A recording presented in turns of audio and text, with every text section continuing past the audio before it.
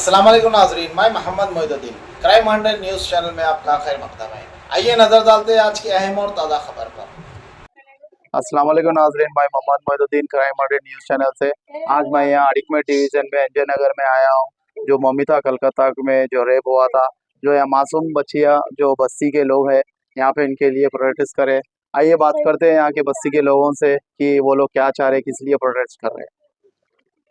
आज ये प्रोटेस्ट करने का मतलब जो कोलकाता में रेप केस हुआ रिसेंटली, उसके लिए ये आज प्रोग्राम लगाए। इसका प्रोटेक्ट करना ज़रूरी है। क्यों बोले तो इंडिया में वुमेन्स के ऊपर बहुत सारे इलीगल एक्टिविटी कर रहे हैं मेंस लोग। तो हम सोच रहे हैं कि आप ये प्रोटेक्ट करने से गवर्नमेंट ऑफ इंडिया सख्त से सख्त एक्शन लेंगी। रिसेंटली जो हुआ प्रोग्राम, जो रेप केस हुआ कोलकाता में, उसके ऊपर हम लोग ये प्रोटेस्ट कर रहे हैं।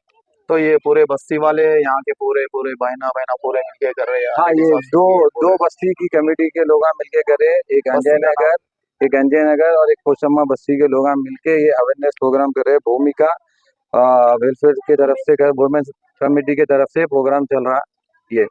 Okay, thank you so much. Thank you madam అయ్యే తో మేడం రండి పద్మా మేడం. భూమిక ఉమెన్స్ కలెక్టివ్ అనే స్వచ్ఛంద సంస్థ మహిళలు పిల్లల మీద జరిగే జెండర్ ఆధారిత హింసకు వ్యతిరేకంగా పనిచేస్తుంది.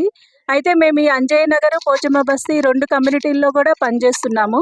మహిళలతో, పిల్లలతో, పురుషులతో అందరితో కలిసి కోల్కతాలో జరిగిన ఈ సంఘటన మీద అవగాహన తీసుకొచ్చి మన ఆలోచన ధోరణిలో మార్పు తీసుకురావాలి.